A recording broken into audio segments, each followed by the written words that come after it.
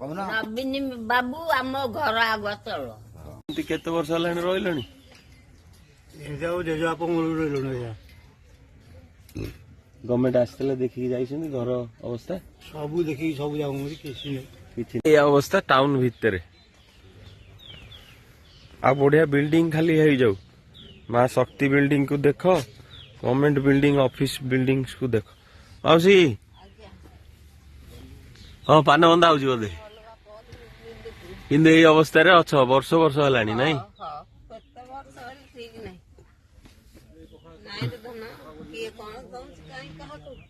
ଆଜ୍ଞା ଆମକୁ ତ କିଛି ସୁବିଧା ନାହିଁ, କିଛି ଦଉନାହାନ୍ତି।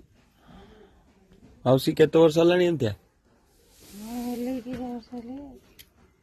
ଆଗରୁ ଥରେ ବିବାହ କେତେ ବର୍ଷ ହେଲା? 14 ବର୍ଷ ହେଲାଣି ଏମିତି ରହୁଛ ନାଇଁ?